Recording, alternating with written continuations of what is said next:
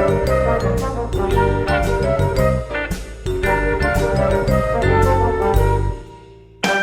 guys, Joe DeMarco from the Crazy New York Driver Show. Today is Friday, April 22nd, 2016. It is partly sunny, as you can see. However, rain is predicted later today and tonight. So I've really got to get this video in the can because I got to get to work. So guys, today's topics, as you can see behind you, we're going to talk about a new feature on Facebook called Go Live.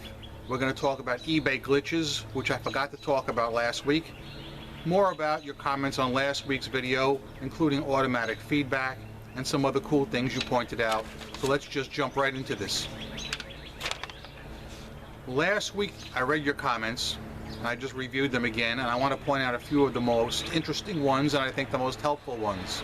First of all,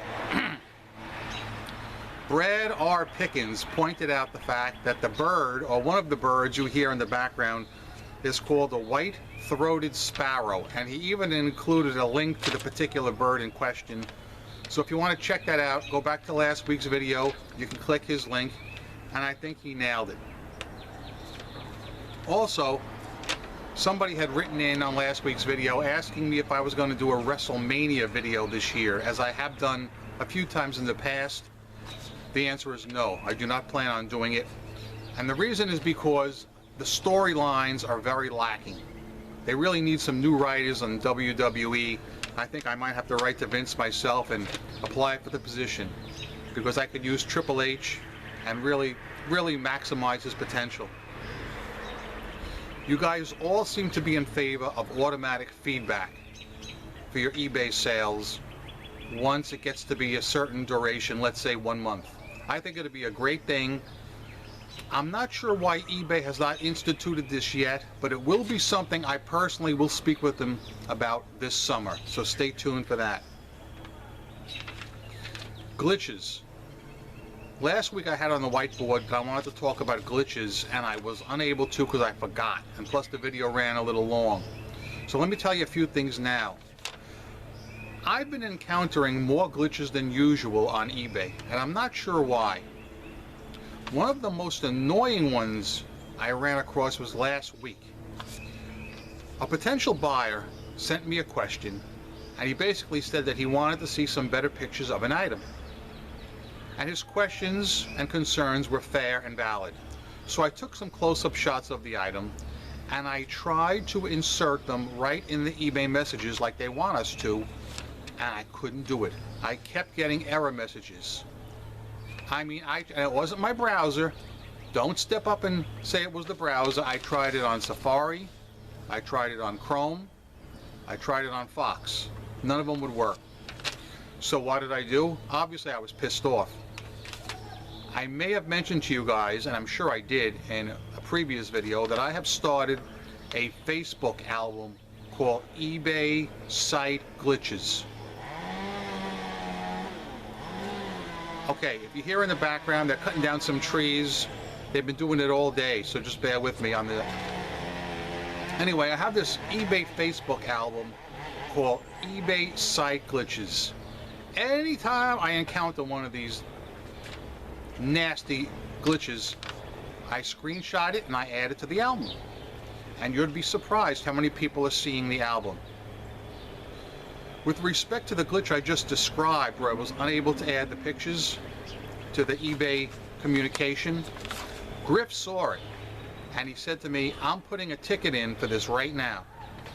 And do you know, within maybe 24 hours, that glitch was fixed. And let me tell you something, guys, that was an ongoing glitch.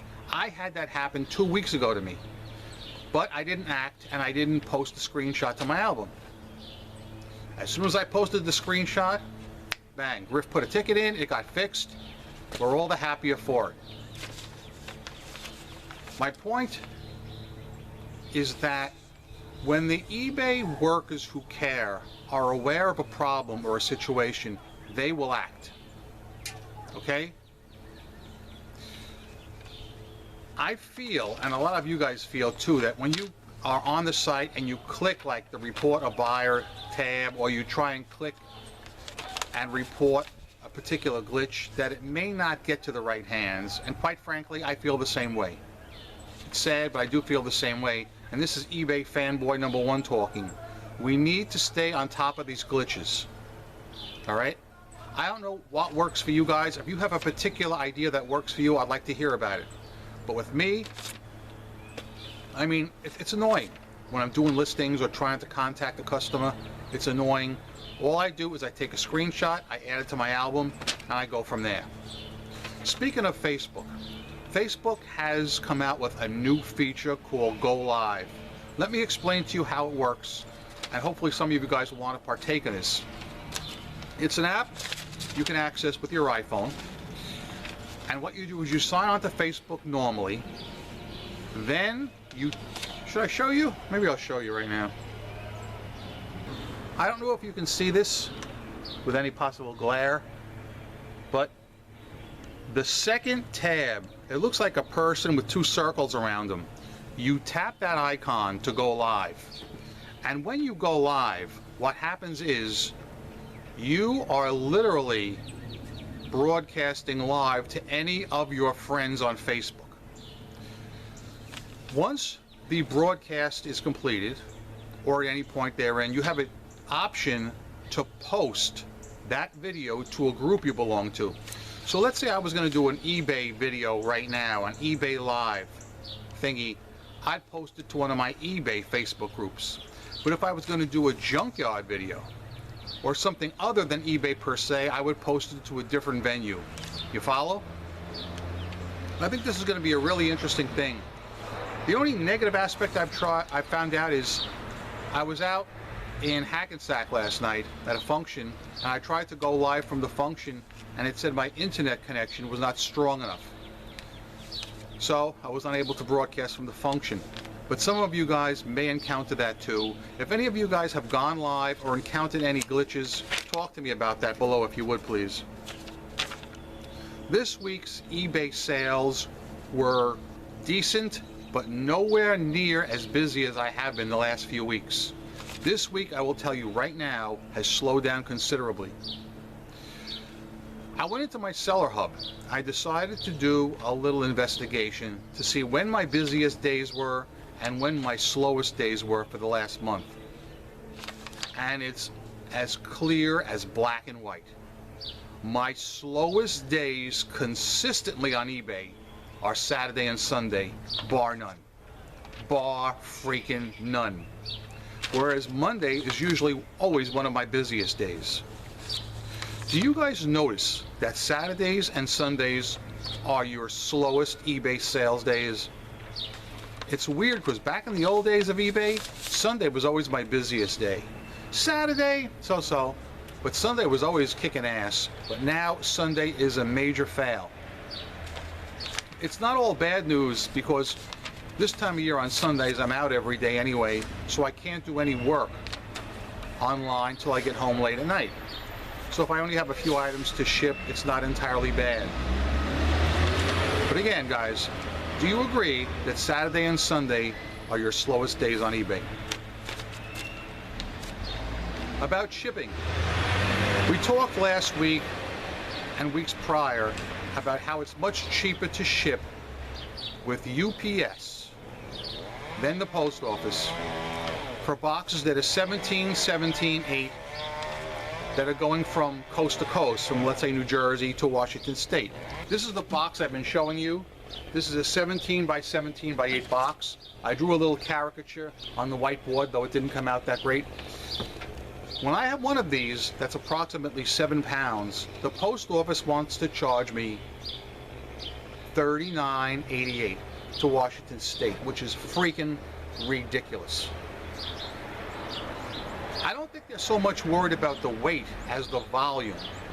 As I said, UPS will do the same thing between $19 and $25. A few of you guys wrote in and said that you recommend FedEx, that FedEx is cheaper. I have never used FedEx. I don't even know where there's a FedEx drop-off location around here. I have a UPS drop-off and I have a post office right in my town. They're both super convenient. I have no issues with them. So I'm wondering, you FedEx lovers, How much do you think it would cost to ship a box 17 by 8, weighing approximately 7 pounds, from New Jersey to Washington State?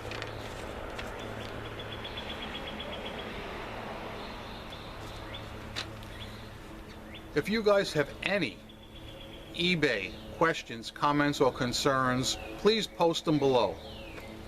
That is what I'm going to base next week's video on. Remember, things I'm talking about right now are things that were in your comments last week. Follow? So whatever you wish to be brought up, please bring up. I know a few people have been writing in about the glitches. I named the one that was really pissing me off, not being able to add pictures. That has been rectified. However, as recently as yesterday, I clicked on Sell Similar on a particular item and I got an error message. And you know what else is plagued with error messages, and most of you guys won't know about this, and it's been doing this for freaking ever, is what they call the parts compatibility feature in eBay Motors. Most of you guys don't use it, but what it is, it's a drop-down menu, and you have to actually select the year, make, and model of car your item fits. So let's say we're dealing with Chevrolet. Then you would pick the model, let's say Caprice. Then the year, 1986. Once you select those three fields, eBay is supposed to provide a list of all the vehicles and all the trim levels that were made that year, and you click off the ones that are appropriate to your item. But what's happening more often than not is I will click the make, Chevrolet, the model, Caprice, the year, 86, and nothing will show up, as if to say there is no such thing as a 1986 Caprice, which is total bull. So what I have to do is I have to then change the year to 1987 and see if that'll work. And if that works, I can fix the fields for 87, then I go back and change it back to 1986, and it usually works. Okay?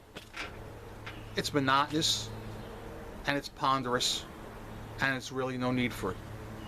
That's the next thing I'm going to try and get fixed. Why? Because I'm Crazy New York Driver and you're not. Thanks for watching, guys. You're a great audience. You're the best eBayers. And if you have any comments or concerns, state them below. These guys are going to be working all day, which means I got to get to work too. So, see ya. Peace!